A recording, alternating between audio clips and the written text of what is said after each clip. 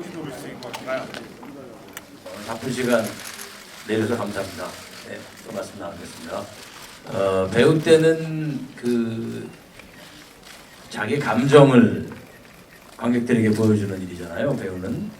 그런데 감독은 자기 생각을 관객들에게 보여주는 일이라서 감정을 보여주는 일은 저는 익숙했기 때문에 그나마 좀 덜 긴장이 됐는데 제가 제 생각을 보여주는 것은 이번이 처음이라서 사실 요새 굉장히 많이 긴장하고 있는 게 사실입니다.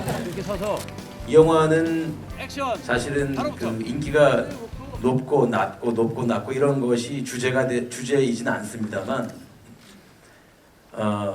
제 실제 겪었던 경험도 당연히 있고요. 그리고 여기서 실명을 거론하기에는 적합하지 않은 것 같아서 얘기를 못하겠습니다만 무수한 실제 스타들의 모습이 녹아져 있습니다. 다만 어떤 한 스타의 이야기를 전기적으로 따라갔다기보다는 여러 모습을 더러는 과장시키고 더러는 축소시켜서 극화시킨 것은 있습니다. 감독이 좋은 영화를 찍을 수 있는 세 가지 조건을 말씀을 드리자면 첫 번째는 감독이 잘 아는 이야기인가, 두 번째는 그 잘 아는 이야기를 재미있게 녹여냈는가, 마지막으로 잘 아는 이야기를 재미있게 녹여냈는데 과연 그 얘기를 세상에 던졌을 때 가치가 있는 것인가. 전 이 세 가지가 결합이 됐을 때 걸작이라고 생각이 들거든요.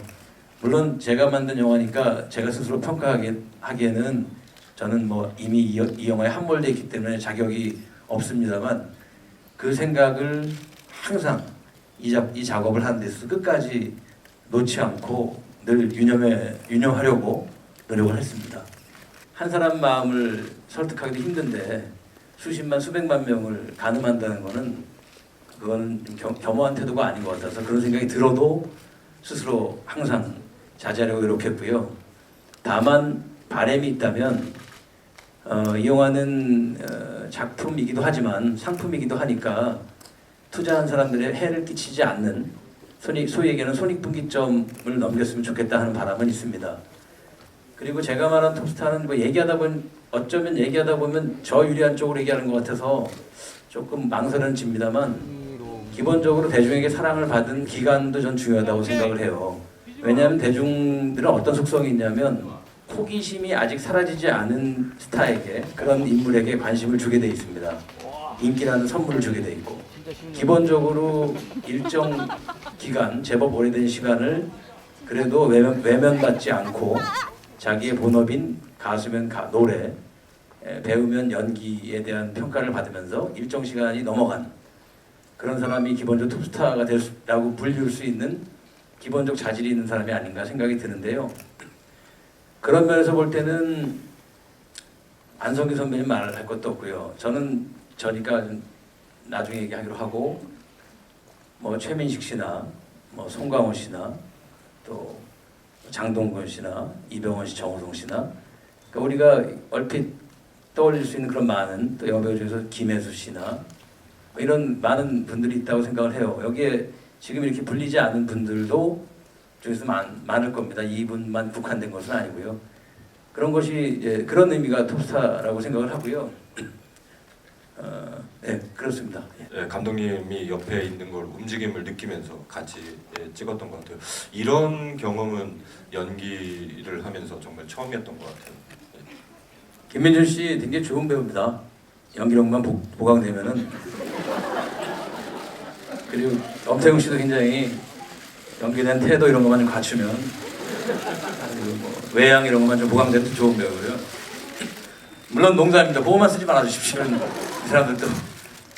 그 다음에 남자 낭심을 잡으면서 하는 씬이 있는데 변태 성역자는 아니고 남자 입장에서는 모르겠습니다. 이 남자분들은 다 공감하시려고 하는데 남자 입장에서는 낭심을 급소를 잡히면은 물리적인 고통도 고통이지만 굉장히 치욕스럽거든요. 치욕감을 어떻게 줄까 하다가 그런 설정이 나온 거고요.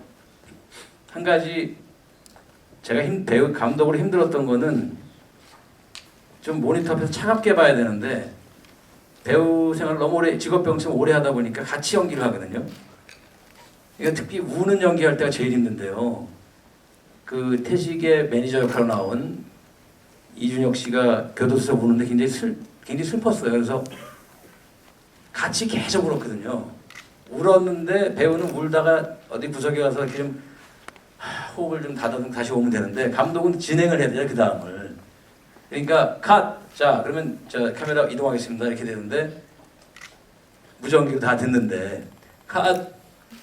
다음에 이동하겠습니다 이렇게 된 거예요. 그래서 굉장히 뭐랄까 좀 이렇게 냉정함 같은 것들을 좀 잃었었죠. 예. 그게 감정적으로 많이 힘들었어요. 예.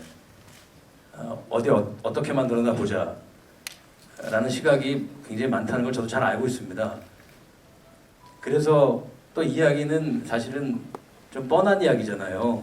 사실은 엄청난 이 영화를 통해서 처음 알았다는 사건이 있는 그런 얘기는 아닙니다. 뻔한 이야기입니다. 하지만 제가 심혈을 기울였던 건 두 가지입니다. 하나는 뻔한 이야기지만 그 감정만큼은 뻔하지 않게 전하고자 했던 제 연출의 의도가 있었고요.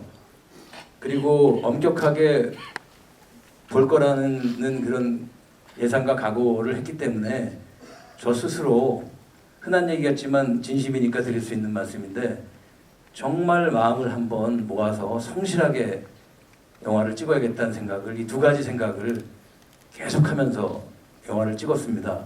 영화를 어떻게 보셨는지는 제가 나중에 지면을 통해서 한 분 한 분 뵙겠습니다만 조금만 한 단계 높여서 생각을 해주시면 정말 여기서 빨갛고 춤이라도 한번 추겠습니다. 여러분 감사합니다. 고맙습니다.